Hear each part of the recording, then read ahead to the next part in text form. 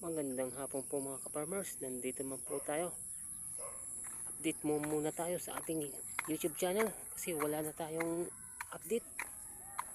May papuntahan tayong binhi na binabantayan ng ibon para hindi masyadong makain ng ibon, para hindi maubos yung binhi na pangtanim sa binhing palay. Itatanim sa palayan. Punta po tayo. Mas maganda kasi sa hapon kasi maganda yung sunset. Yung palubog po yung araw. Yung palubog yung araw dito sa palayan, ang ganda ng view kasi ang lawak ng palayan at saka ang ganda ng paglubog ng araw.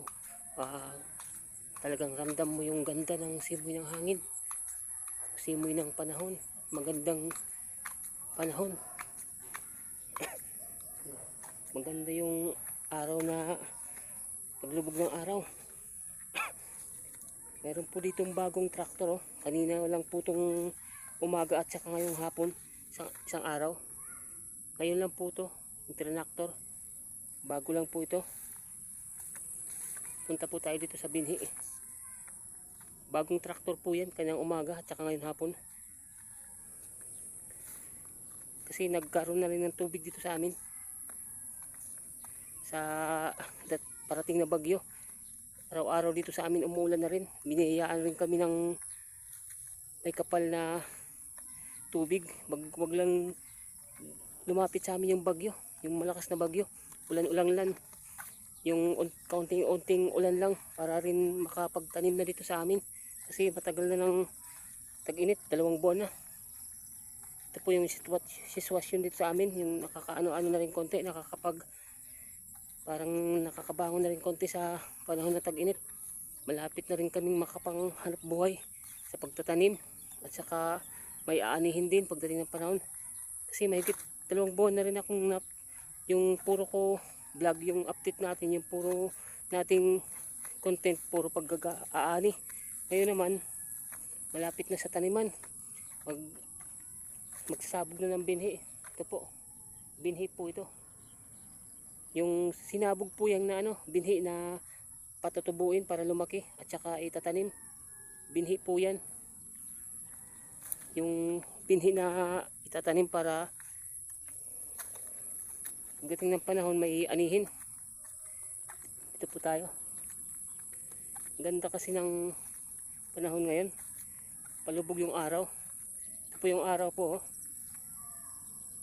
Hindi na po makita kasi natakpan na po ng mga ulap at saka yung bundok sa ilalim. Naano siya kasi sa bundok, palubog na.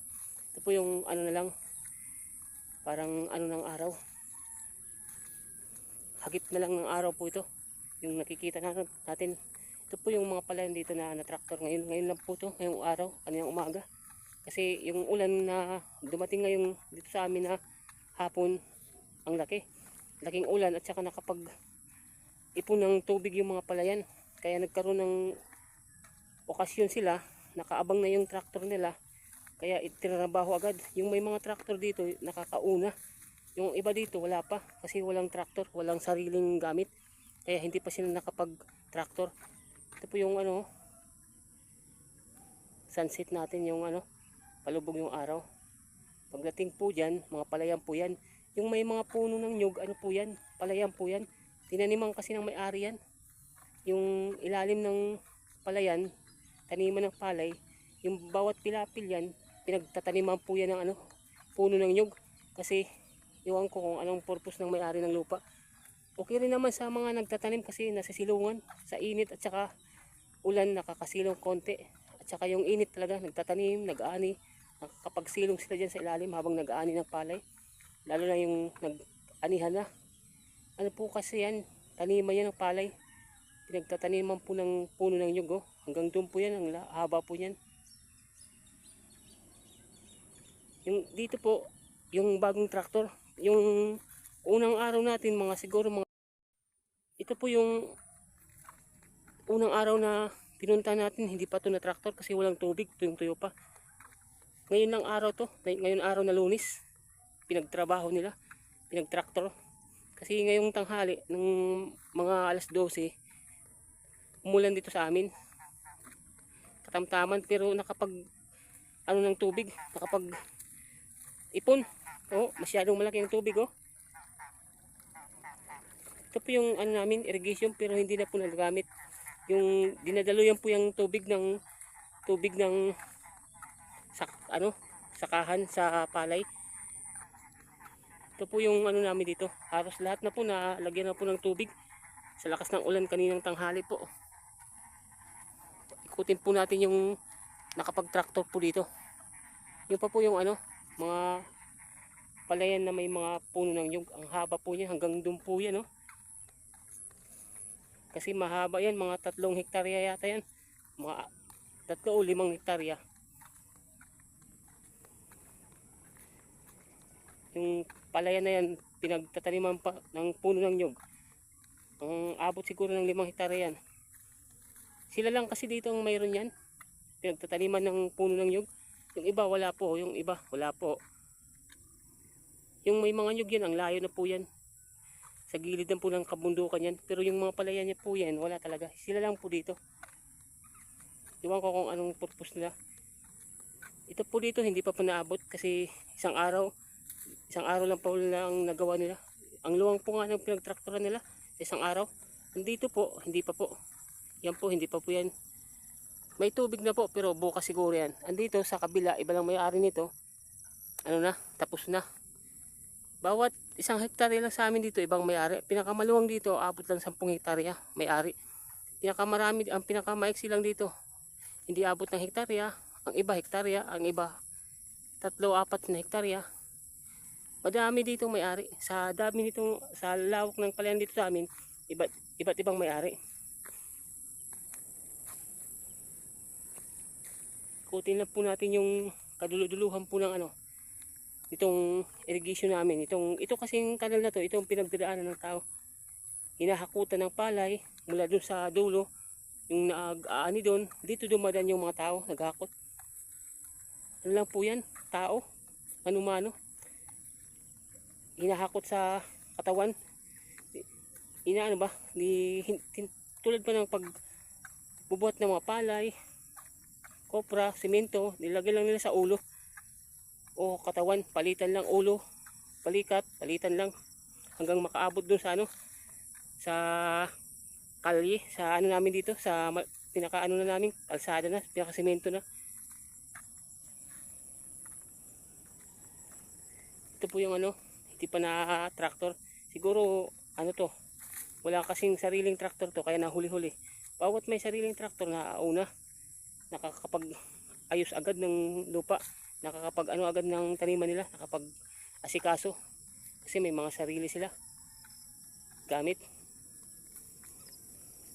Hanggang dito lang po tayo kasi maano doon, masukal na, hindi pa na lilinisan yung pilapil nila, mga daanan. Hanggang dito lang muna po tayo. Tapos babalik ko ulit tayo sa pinagdaanan natin. Ito po tayo, pauwi na po tayo. Kanina po pinakita ko na po yung ano, mga naunang nag-tractor kasi silang may ano muna, sila ang may sariling traktor, kaya nakapag-una sila, nakapag-tractor. Pagdating ng tag-ulan, sila kasing nauna kasi siyempre sarili nilang lupa, sarili nilang sakahan, makakapag ano sila, makakapag sarili nilang gamit, makakapag-una sila, makakapag-tractor agad. Pauwi na po tayo. Pinakita ko lang po yung nauna kanina. Sayang wala kasi tayo dito, sa trabaho tayo. Meron tayong ginagawa ano, project na paaralan, school. Ako po ang naggagawa. Na maliit lang. Mga 1 unit lang, 1 kwarto lang ng paaralan, 1 room lang. May pinuntahan kasi kaya hindi ako nakapag-vlog dito sa palayan. Hindi ako nakapag ano dito. Good morning. Hindi na po ngayon pala good morning kasi mainit na po. Shout out po dyan sa lahat ng mga ating kasamaan sa pagsasaka. Punta lang po tayo muna sa ating binhi. Yung binhi po natin ay sinabog. Kasi may mga ibon-ibon kasi dito kumakain. Yung mga ibon na tumutok sa palay na sinabog namin, gagawin namin binhi sa taniman. Shout out mo muna tayo. Pasyal muna po tayo para para tayo may dagdag sa ating upload. Shout out dyan sa lahat ng ating mga viewers at mga subscribers dyan. Suporta lang po tayo. Huwag po tayo bibitiw. Patuloy po tayong sumuporta bawat isa. Punta po tayo sa palayan. May bibisita lang tayong binhi. May bibisitahin tayong binhi.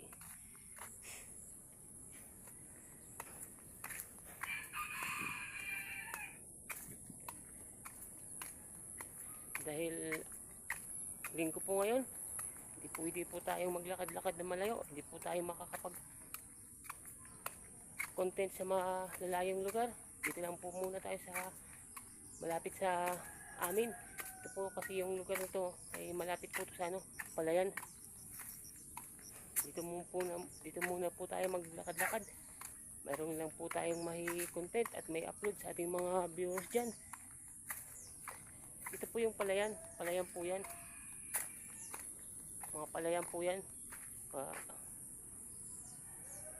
Mga palayan po yan. Dito po. Gilid po yan ng dito po sa aming barangay. Dito lang po yung malapit lang dito ang palayan. Ang mga lupa. Yung mga palayan dito. Mga taniman ng palayan. Libot-libot lang po muna tayo. Meron lang po tayong update sa ating channel.